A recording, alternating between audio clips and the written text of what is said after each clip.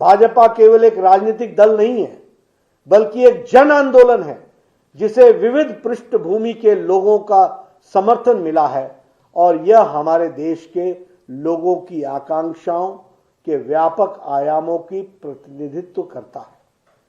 मेरे युवा साथियों, जिस अंत्योदय, एकात्म मानववाद और सांस्कृतिक राष्ट्रवाद की अवधारणा पर जनसंघ और भारतीय जनता पार्टी की नींव खड़ी है, उसे एक नया आयाम दिया है आदरणीय प्रधानमंत्री मोदी जी ने। उनके नेतृत्व में देश के लगभग 60 करोड़ लोगों के जीवन स्तर को ऊंचा किया गया है, उन्हें ताकत प्रदान की गई है, उन्हें, जिसे हम कहते हैं कि ताकत के साथ साथ उनको सपोर्ट किया गया है।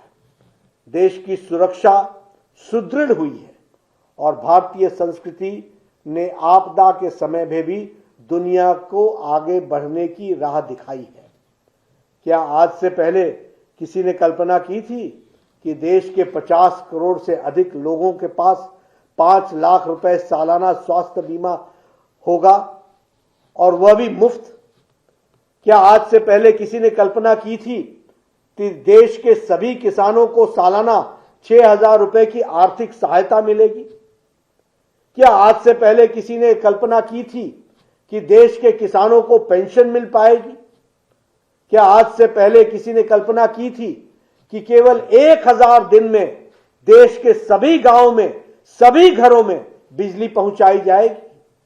क्या आज से पहले किसी ने कल्पना की थी कि देश के हर गरीब के पास अपना पक्का घर होगा, उस घर में बिजली, पानी, शौचालय और गैस का कनेक्शन उपलब्ध होगा? क्या आज से पहले किसी ने कल्पना की थी कि भारत से धारा 370 समाप्त होगी, 35 से खत्म होगा और जम्मू कश्मीर भारत का अभिन्न अंग बन पाएगा?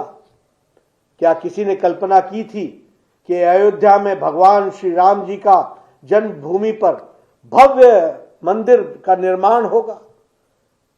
क्या किसी ने कभी कल्पना की थी कि अहिल्याबाई होलकर जी के बाद श्री काशी विश्वनाथ धाम पर उसके पुनरुद्धार के होगा?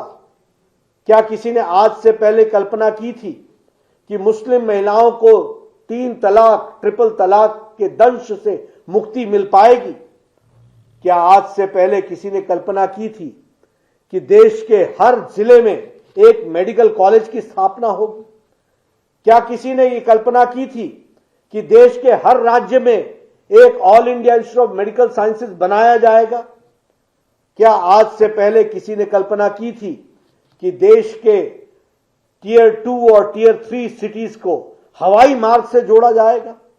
क्या किसी ने आज से पहले कल्पना की थी कि अयोध्या में उसी शान और श्रद्धा भाव के साथ दीपोत्सव मनाया जाएगा?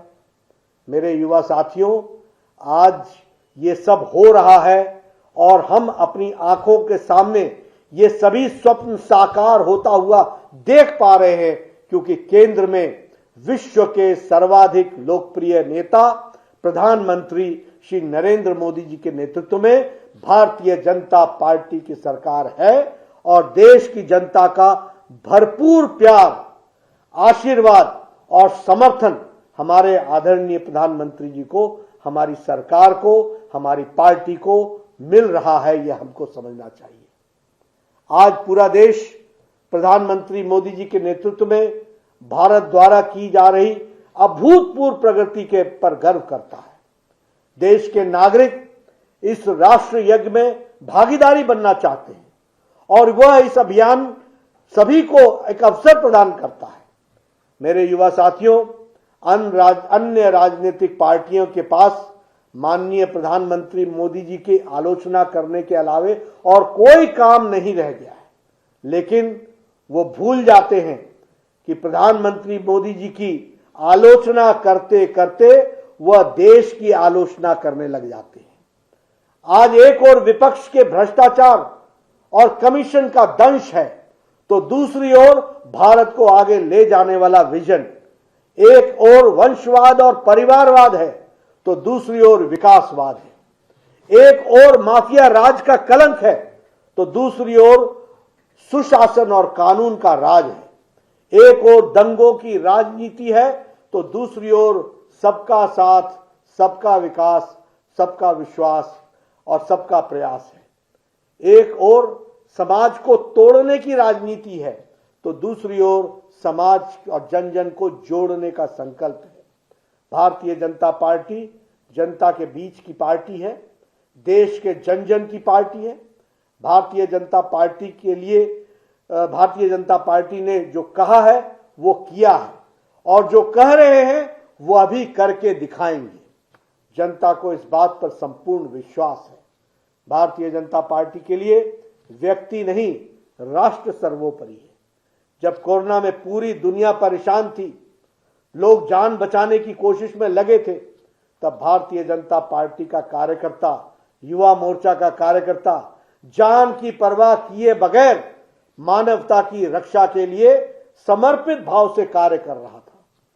युवा मोर्चा के हमारे कार्यकर्ताओं ने जिस तरह से कोरोना काल में अपनी जान की परवाह न करते हुए जरूरतमंद लोगों की सेवा की है वह अद्वितीय है। मैं आप सबको इसके लिए बहुत बहुत बधाई देता हूं। मेरे युवा साथियों, हमारे कोविड वैक्सीनेशन प्रोग्राम की सफलता में तो युवाओं की भूमिका एक अलग ही स्तर पर नजर आई है। हम देख रहे हैं कि किस तरह से 15 से 18 वर्ष के युवा तेजी से खुद को वैक्सीन लगवा रहे हैं। इसमें युवा मोर्चा का योगदान काफी महत्वपूर्ण है और सराहनीय भी है। हमारे प्रधानमंत्री मोदी जी ने कहा है, आज देश का लक्ष्य है एक नए सक्षम भारत का पुनरुद्धार करना। आज देश की नीति है हर गरीब की सेवा,